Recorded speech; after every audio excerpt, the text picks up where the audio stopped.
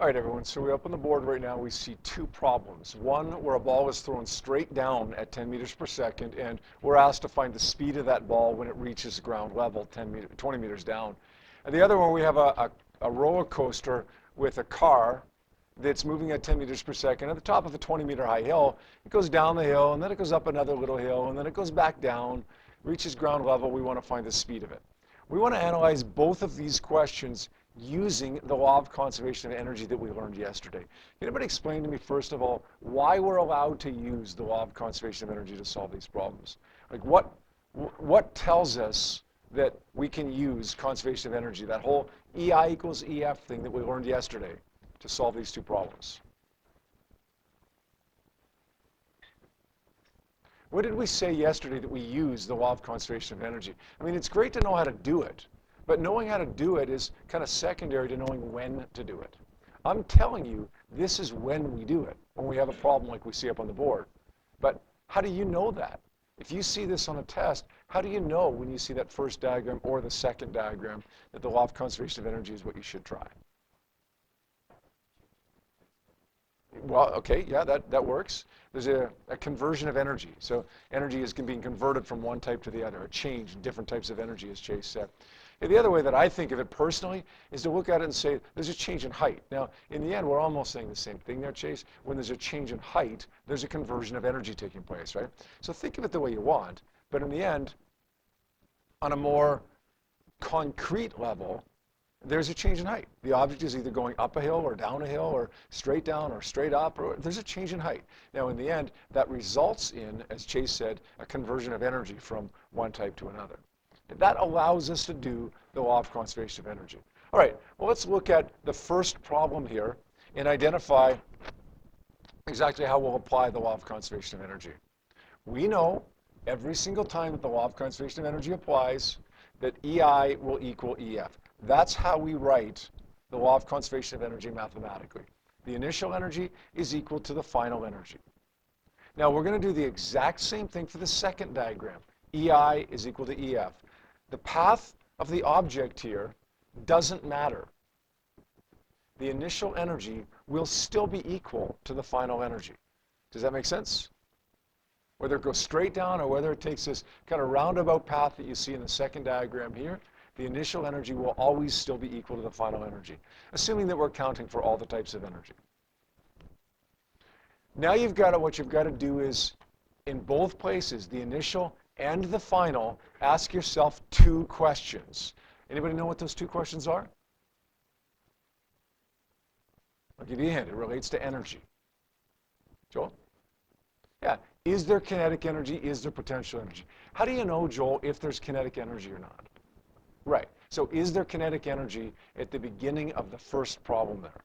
Yes, you're right. We know there's kinetic energy at the beginning of that first problem because it's moving. So let's write down 1/2 mvi squared. The initial kinetic energy is 1/2 mvi squared. Now, what's the other question that we ask ourselves? Joel said, is there kinetic energy? In other words, is it moving? What's the second question that we ask ourselves? Caden? Is there potential energy? In other words, is there a height? Now, you could ask yourself a third question. We're not going to encounter this on our test tomorrow, but a third question would be, is there elastic potential energy? In other words, is there a spring that's compressed or stretched? Okay? It would make the question any harder. It just makes it a little bit longer, that's all. Okay? We ask yourself that second question, is there a height? Is there gravitational potential energy? And in this case, there is. So we're going to add to that mgh, initial. The total mechanical energy that we start with is equal to kinetic energy plus potential energy. Now ask yourself two questions at the end of the problem. When the ball reaches the ground, is there kinetic energy?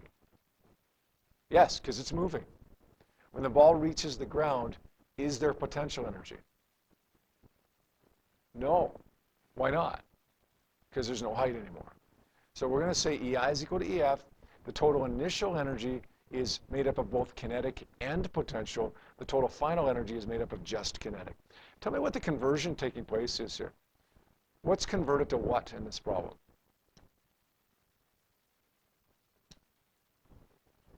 Yeah, we've got potential converted to kinetic. Now, we also start off with kinetic, but we start off with potential as well. At the end of it, we have only kinetic. So that potential that we started with must have been converted to kinetic in the process of it falling, which makes sense, right? You have less potential to fall when you fall downwards. Okay? The more and more you fall, the less and less potential do you have to fall. And of course, the more and more you fall, the faster and faster you're going to be moving. Let's take a look at the second problem here now. At the beginning of this second problem, what kind of energy do we have? Is there kinetic energy? At the beginning of the second problem, is there kinetic energy? Yes. Why is there kinetic energy? Because it's moving, so let's pencil in 1/2 mvi squared here. Is there potential energy at the beginning of the second problem? Yes, Paige? Why? Good, because there's a height. So we add to that mgh initial. At the end of the second problem, okay, at the end of the second problem, is there kinetic energy? Yes. Why? Good. So we're going to pencil in 1/2 mvf squared. Is there potential energy at the end of the second problem? No, because there's no height, right? Take a look at both of these problems right now and how we've set them up. 1/2 mvi squared plus mghi equals 1/2 mvf squared. Don't they look exactly the same so far? It's not a coincidence. They'll look exactly the same throughout the entire problem. Remember what I told you yesterday? It doesn't matter what path they take. That's the beauty of energy. That's the beauty of conservation of energy. Energy is a scalar. It doesn't matter the direction, or it doesn't matter the path that they take. In the end, these two problems are identical problems. If a ball is moving straight down at 10 meters per second, or a car is moving across at 10 meters per second, and it ends up at the same level, it's going to be moving the exact same speed at the end of the problem. It doesn't matter what path it takes. You draw the diagram out. It's helpful to draw the diagram out. But in the end, what really matters is the beginning and the end, and not in between. All right, let's solve this problem here. Mass cancels in both questions, right? The mass cancels. It's the same question. Of course, if it cancels in one of them, it's going to cancel in the other one. Let's plug in some numbers here. We've got 1/2 of vi squared. Vi was 10 meters per second, right? In both questions. Can't forget to square that here. Plus 9.81 times the initial height, which was 20 meters. That's going to be equal to 1/2 of vf squared. Let's get what's on the left-hand side here. 1/2 of 10 squared is 50. 9.81 times 20 is 196.2. Equals 1/2 vf squared. Let's combine those two terms together now by adding them together. We're going to get 246.2. Let's take the 1/2 over by, there's a couple options that we have to take the half over. What are they? We can multiply by 2, or we can divide by half. It gives us the same value. It's going to give me 492.4. Now we're going to take the square root of 492.4. It's going to give me somewhere around 24, I think, isn't it? 23, 24, 22. Okay.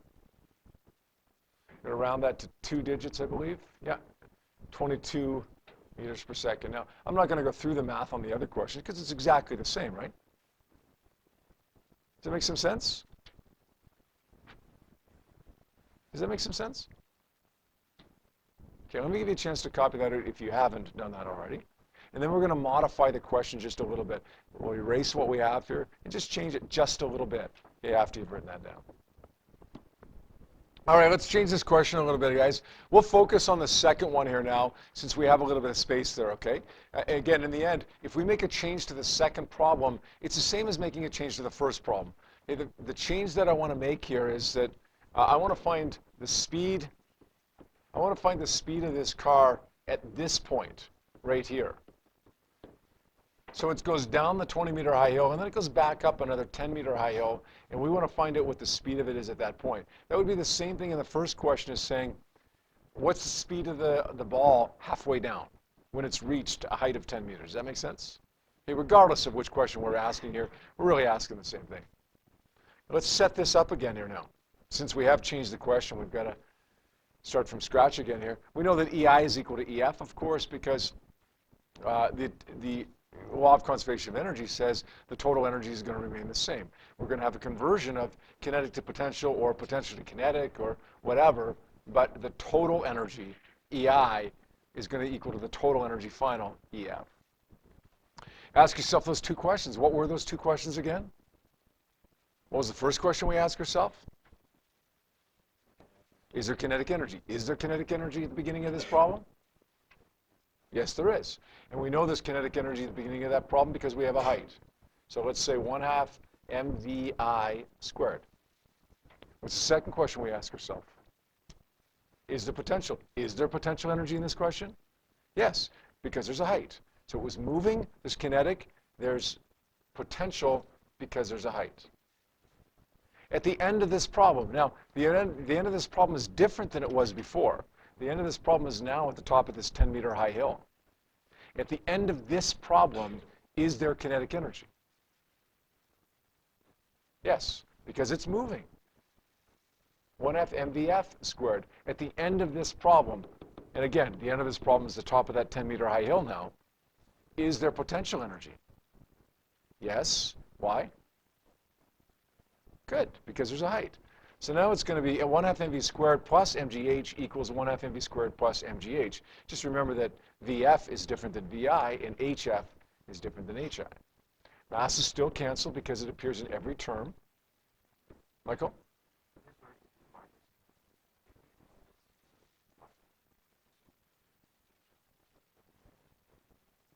Yes, yes. Michael, that's a good question. I'm not going to go into that in detail here, just because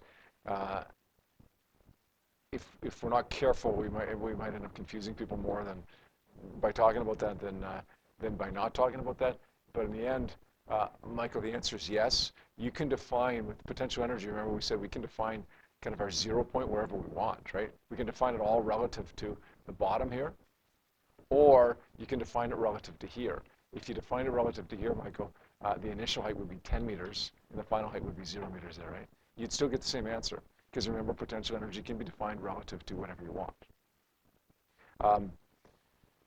If that didn't make sense to people who just heard that, just ignore what I just said, because it doesn't matter. We can still solve the problem this way. It does end up being a tiny bit more work this way, but I think most people end up finding it a little bit easier if we do it this way.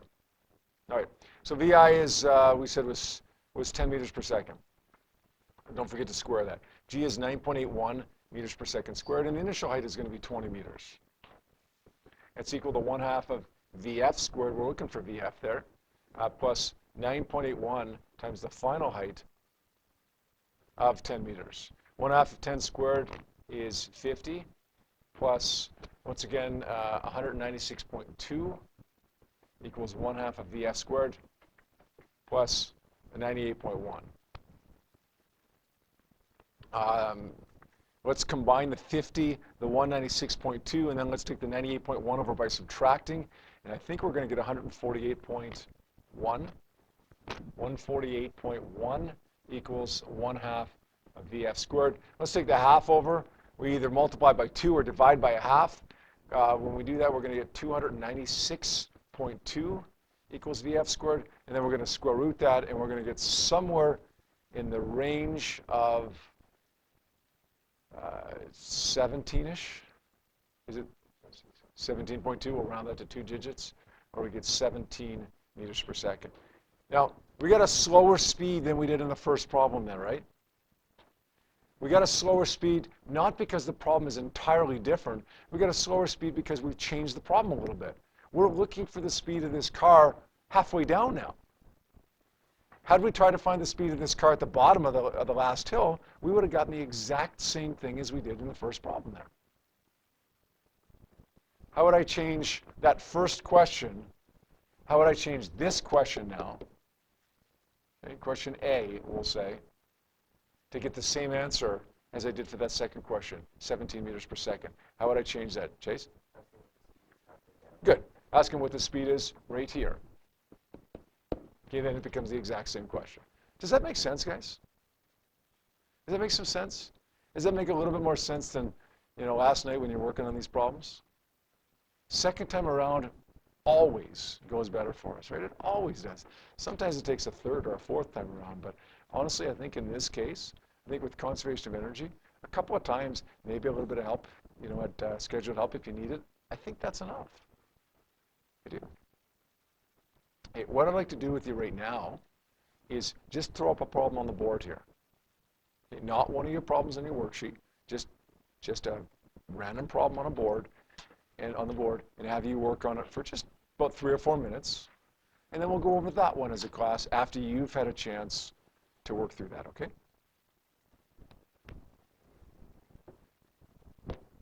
So here's the problem that I want you to look at yourselves for 3 or 4 minutes. We've got a roller coaster here, or just a regular car, whatever. It's going at 20 meters per second at the bottom of the hill. This car is going to go up the hill. Now, it's not motorized, it's just coasting up the hill. We'll assume that it makes it up the hill, and then when it reaches the top, it's moving at 2 meters per second.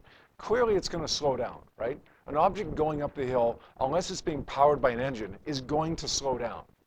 Sometimes it may not even make it up to the top. Depends on how much kinetic energy it started with and what the height of the hill is. But in this case, we're saying, look, it does make it up to the top, and it makes it up to the top moving 2 meters per second. The question is, what's the height of the hill? Okay, we know that we can do EI equals EF. We know that we can do conservation of energy because there's a change in height. Your task is to do the law of conservation of energy and find the height of that hill. All right, let's take a look at it. What's the first step here? Usually the first step is to write down givens, right? But really, we've got our givens written down here already, right, in the form of this diagram. Okay, you get a question like this, it's a roller coaster problem. That's one of the other nice things about it, okay, is that we've got our givens written down already. There's no point in doing it again. Okay, it makes more sense to do it graphically in one of these questions for sure. If we're not going to write down our givens because we've already got that done, what's the next step? Even before that, even before you figure out what type of energy you have. Chase, you're there, but you're jumping ahead just a little bit. Garrett? Perfect. EI is equal to EF. Good. Perfect. Now, Chase, what are you going to do? Right. Let's look at before and after and ask yourself those two questions, before and after. At the initial part of this problem, which is obviously down here, because that's where we start, ask yourself those two questions. First question is, do we have kinetic energy? Do we? Yes, because it's moving. So we're going to say 1/2 mvi squared. Second question, do we have potential energy? No, we don't have potential energy because, good, because there's no height. So we start off with kinetic energy and no potential, as opposed to those last two questions that we did where we started off with both kinetic and potential. At the end of this problem, okay, way up here now, at the end of this problem, let's ask yourself the same two questions. Do we have kinetic energy at the end of this problem? Yes? Brad, why? Good. So we're going to say 1/2 of mvf squared. Do we have potential energy at the end of this problem? Yes. Why? Because it's got a height. So let's add to that mgh. Now, one little thing, guys, that I've seen over the years a number of times, I wouldn't say it's a common mistake, but I've seen it several times over the years. For whatever reason, sometimes people get a little bit confused and they multiply these two terms together. They don't add them together, they multiply them together. I'm not sure why, because in the end, mechanical energy is the sum of the energies. We're never going to multiply those energies together. Never. It's always going to be add them together. We're not going to subtract them either, okay? It's always going to be add these two energies together. Do masses cancel here this time? Do they? Yes, they do. I hope they do anyways, because we don't know what the mass is, so let's hope they cancel. Let's plug in some numbers here. We're going to say 1/2 of 20 squared is equal to 1/2 of VF is 2.0 squared, plus 9.81 times the final height. 1/2 of 20 squared is going to be 200. 1/2 of 2 squared is going to be 2.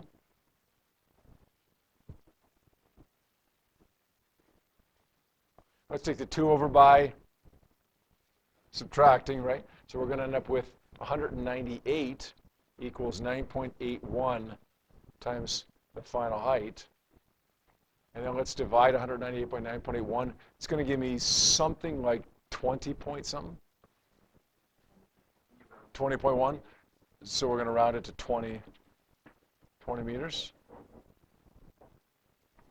Does that make sense? How many people got that?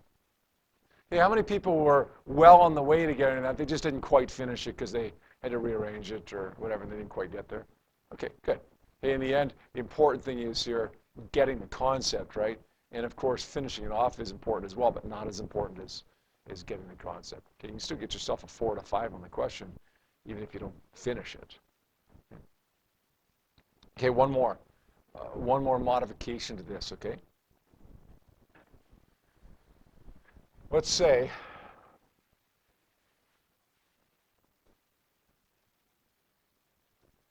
this car is now down here, okay? And let's say this is 8.0 meters. We want to find the speed of it right here. Give you, again, 3 or 4 minutes to see what you can do with that. Yeah, it's 8 meters from ground level. That's not drawn very well, actually, is it? It should be 8 meters from its original height. Got that? Okay, see what you can do with that, and then we'll take a look at it as a group again in about 4 minutes. All right, let's take a look at this question here now. The modification of this question, that is, and let's find the final speed of it when it's 8 meters above where it started. Now, I had a lot of people ask me this question. It's a good question. What do we use as our initial point? Do we use this red spot, this red circle, as our initial spot, okay, as EI, or do we use this green spot as our initial spot? Everybody knows, hey, everybody that did this question recognizes that this is EF right here. This is the end of the problem right there. But where's EI? Where's the beginning of the problem? The red one or the green one? Why? What's the answer to that question? It doesn't matter. It doesn't matter because the energy rate here is the same as the energy rate here. The energy everywhere along there is the same. Do whatever's more convenient for you.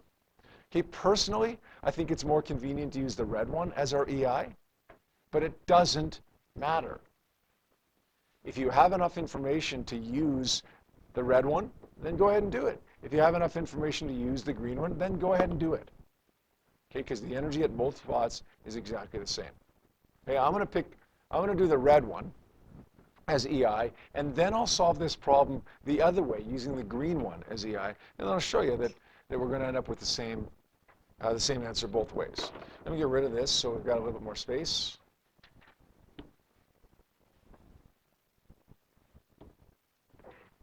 Doesn't want to erase there, so let's do it the old-fashioned way.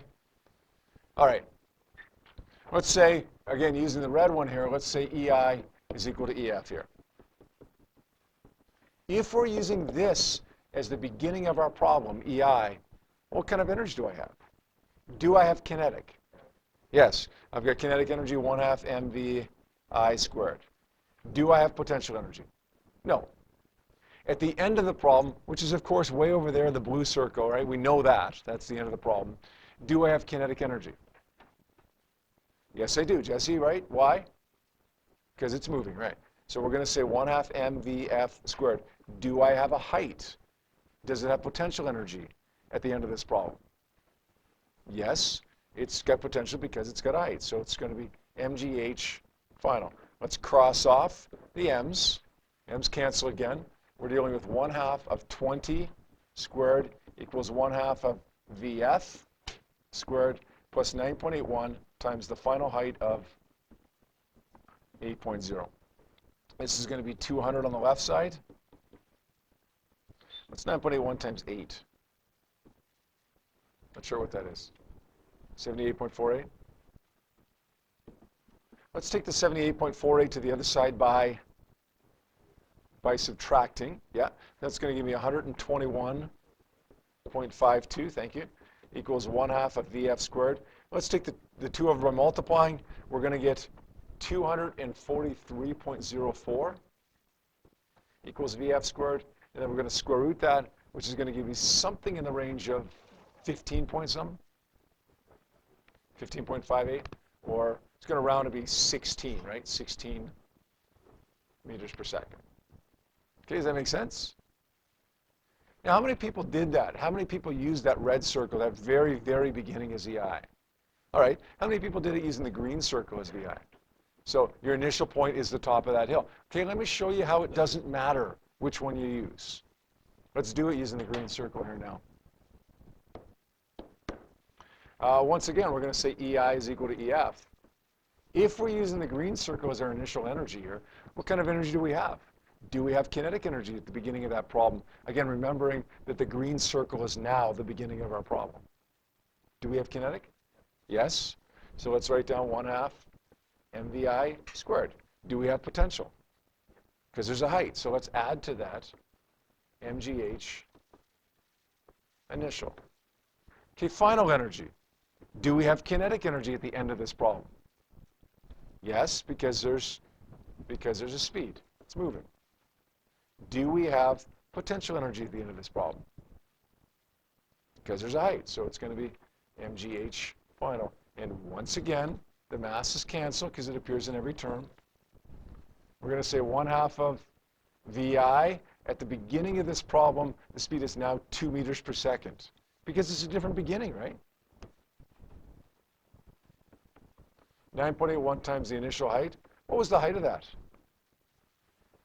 20 meters. What was the unrounded number? 20.183. We want to use that unrounded number there, right?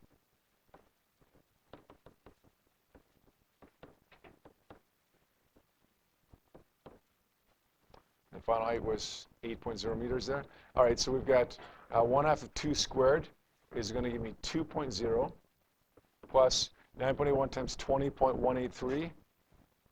What does that give me? 198? 198? Even? 198.2?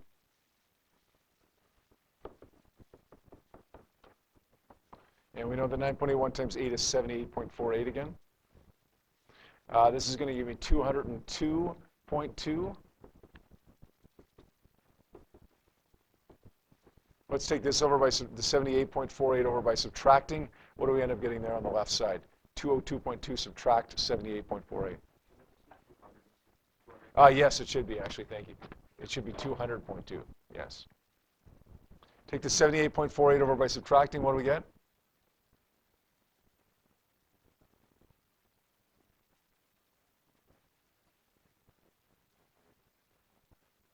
121.5.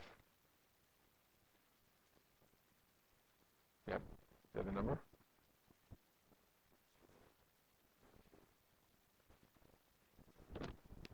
Two. Equals 1/2 VF squared. Take the 2 over by multiplying, becomes 243.04. And would you look at this? VF, square root that, what are you going to get? 15.5 something meters per second, or 16 meters per second. Is it a coincidence that we get the same answer? Of course we're going to get the same answer. Of course we are. In fact, if you have time, here's a nice little check for you, right? Do it both ways. If you get the different answers, well, you're wrong. You made a mistake. If you get the same answer, then you've almost got to be correct, because the odds of you getting the same answer and being wrong are pretty slim. It just makes some sense, guys. Okay. I promise you this. You will get one question on tomorrow's test that's same level of difficulty as what we've just done or what we did over here. Okay? Exact same level of difficulty. Won't be any easier, won't be any harder. I promise you you'll get one question on that. Okay? It's a certainty. Okay, so if you're good with that, good, excellent. You're going to get that question 100% correct. Okay, if you're not good with it, then you need to ask me some questions so that you can get that question correct tomorrow. Okay? Your hands not up? Okay. Absolutely, absolutely. In fact, in a diagram or in a question where you've got like a roller coaster type question like this, or like this one, I would absolutely prefer you draw it. Okay? Because in the end, we've written our givens down, right? We've just done it in the form of a diagram, and I think that it makes more sense when we visualize it like this in a roller coaster type question. Yeah. So certainly that diagram replaces the normal givens that I expected to do. Just like a free body diagram, right? And it's not a free body diagram, but in a sense it's like that, because that kind of replaces writing out your givens like we usually do. Is this good? All right. So it's not I don't think it's an overwhelming thing for us to all of a sudden now have to do this on a test tomorrow. I think, in fact, that a lot of you are probably thinking, hey, that's not such a bad thing. I can actually do better on that than maybe I can do on some of the other questions now. Okay? So that's good. So we'll do a quick little outline for our test here now. We started off with just basic definition of a force, right? Definition. We also had the effects of a force. Remember, the definition of a force was a push or a pull. The effects of a force was it either deforms an object or it accelerates an object. Another term that we looked at was inertia. And we looked at Newton's first law. And of course, Newton's first law went along with inertia. Sometimes it's even called, in fact, the law of inertia. Object in motion stays in motion, straight line. Object at rest stays at rest, so on and so on and so on. Okay, be able to tell me what Newton's first law is, but probably more importantly, be able to identify a situation that Newton's first law applies. So be able to use it as opposed to be able to state it. Okay, that's the most important thing here. And then we had Newton's second law.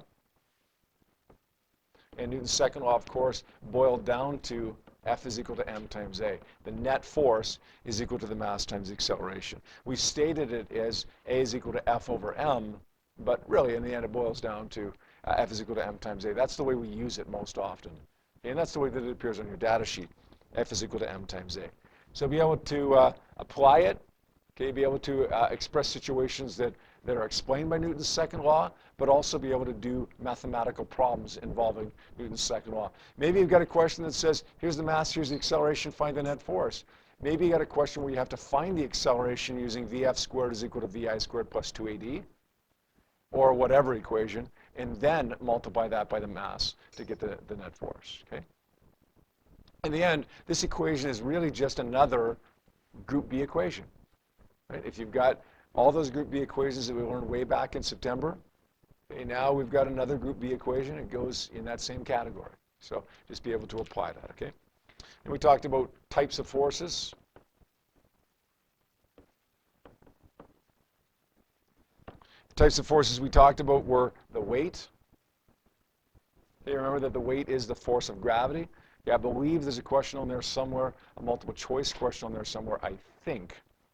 You don't quote me on that. But I think there's one where it asks you for the weight of the object. And a lot of people will put, if it's a 20 kilogram object, a lot of people will put, oh, the weight is 20 kilograms. Okay, it's not 20 kilograms. What's 20 kilograms? The mass. The weight is 20 kilograms times 9.81 meters per second squared. It's the mass times the acceleration of gravity. Okay, so the weight, the actual weight, okay, whatever we say there, is going to be m times g. Then we have the normal force. Okay, the normal force is that force at the floor or whatever pushing at 90 degrees. And we sometimes ask to solve for the apparent weight or the perceived weight, which really corresponds to the normal force. We also talked about friction. And in terms of friction, we had our two subcategories of friction. We had static friction and we had kinetic friction. Static friction was that force of friction that keeps an object from beginning to move, and kinetic friction was that force of friction that acts on an object to resist its motion when it's already moving. Static friction is kind of wacky because it changes, right? Changes depending upon how hard I push, up to a maximum value. Kinetic friction doesn't change. Remember, we pushed on Chase's desk 1,000,000 times in this unit. Right? We said, push with a force of 2 newtons, doesn't move. What's the force of static friction? 2 newtons. Push with 10 newtons, doesn't move. What's the force of static friction? 10 newtons. Okay, we push with 11 newtons, it does move. What's the force of static friction? 0, because it's moving, right? The max force of static friction would have been about 11 newtons.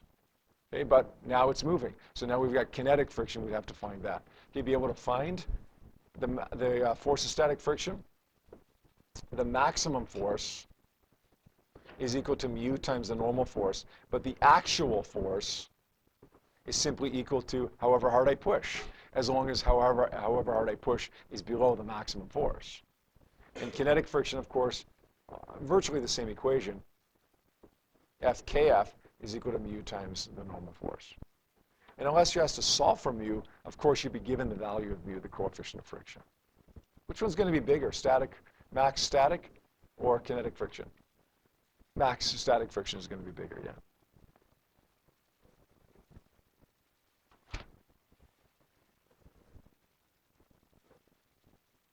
Then we looked at multi-force problems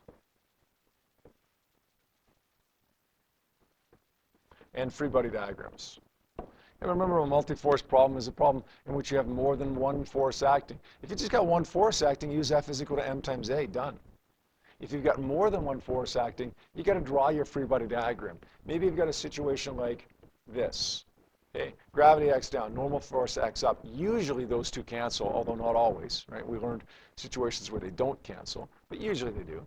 Okay, maybe you got a force this way, another force this way, maybe you got a force this way. Be able to analyze that. Okay, the net force is equal to F1 plus F2 plus however many forces there are. Right? Be able to analyze that. The next step in that problem, of course, would be to say F net is equal to m times a. And then ultimately, usually end up solving for the acceleration.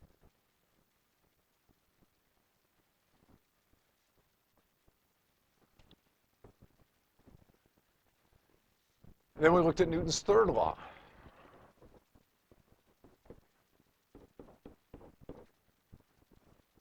Everybody always says that third law, for every action, there's an equal and opposite reaction, right? I told you how much I dislike that way of stating Newton's third law. I like to say it as object A applies a force on object B applies an equal and opposite force on object A, because it reminds us that there's two objects here. It's not just the forces are acting on one object. Okay? Two objects, both having the same force applied to it. Newton's third law. Then we looked at some applications of Newton's laws. Included with those applications, we had elevator problems. In elevator problems, sometimes you're asked to solve for the weight, sometimes you're asked to solve for the apparent weight, or the normal force, or the force of the rope pulling up on it. Okay, sometimes you're asked to solve for the acceleration. Okay, we also had pulley problems. We also had inclined planes.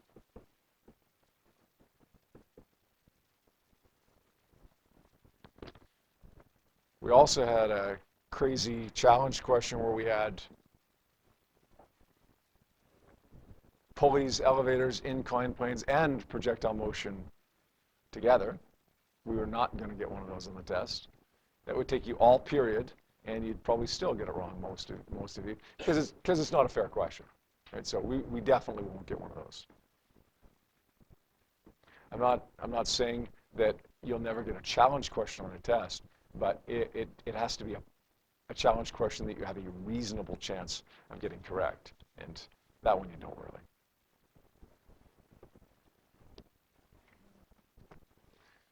And then we did two-dimensional force problems. Okay, two-dimensional force problems.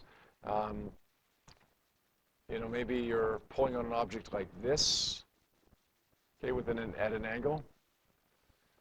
Maybe you're pulling on an object like this. In the end, basically, if we've got this problem, then what you want to do is find the x component of that force. Right? And if you got this problem, well, then you treat it just like you did those displacement problems back in Unit 1. Find the x and y components of all three of those forces, add up all the x's, add up all the y's, and then redraw it as a right-angled vector diagram, and then do the Pythagorean theorem of the inverse tan function. Then we did kinetic energy and potential energy. Work, W is equal to the change in energy, or F times D cos theta. And then, of course, along with work goes power. We did that yesterday, and power, I think, went fairly well for you. It's just the rate at which work is done, right? How quickly it's done. Usually, people don't have too much of a problem with power if they can do work. Okay, if you have a problem with work, then power's a problem. But if you can do work, then usually power's okay, because it's just work divided by time. And then finally, yesterday, and then we made it a lot clearer today, we have the law of conservation of energy. So it's a big unit. Believe it or not, most of this stuff, Mr. Kader and I kind of switched the order of things around as it appears in the program of studies, but most of this stuff that we've done in this unit is actually considered to be one unit. Most of the stuff we've done in this unit and kinematics is actually considered to be one unit. So can you imagine we're having a unit test right now, our first unit test right now. Can you imagine if all of that stuff was on a first unit test? We've already had 2 unit tests. Right? This is our 3rd unit test, but imagine to put all this stuff on a first test in addition to all that kinematic stuff. It'd be a nightmare. It'd be an absolute nightmare. Now, when you take a step back from this, guys, and you look at the things that are required here for this unit, you start thinking, like, how did it take us so long? It's November. How did it take us so long? We're new to physics. It takes us a little while to learn some stuff. Okay? That's okay. But you look, yeah, there's quite a bit of stuff. But when you look at the outline that we see on the board here, it looks kind of manageable, doesn't it? It doesn't look ridiculous. Okay, what I think you'll find as you go back and prepare for this test, and hopefully you've done that to some degree already, but what I think you'll find is that when you go back and do some of this stuff, you now see a bigger picture.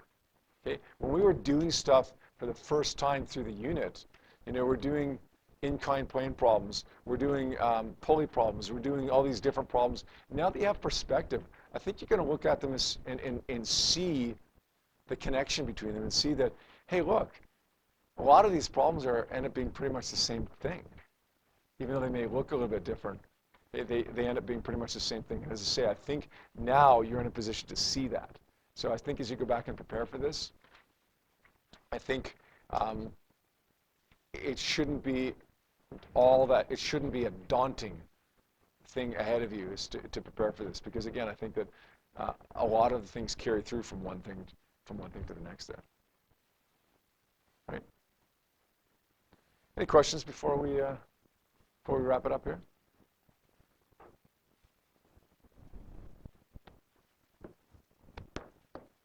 Okay. Listen, if you have no questions, there's only about 5 minutes left. So if you have no questions, what you can do is just prepare for the test. Just do a problem or look at something that's on this outline that you think you struggled with a little bit, or just call me over and ask me a question individually. Remember, I'm around here during scheduled help today. I'll be around for part of lunch hour today as well. Come by, get some help if you need it. I'll also be around. I'll try to be here tomorrow morning, although I will tell you that it's not likely that I'll be here real early tomorrow.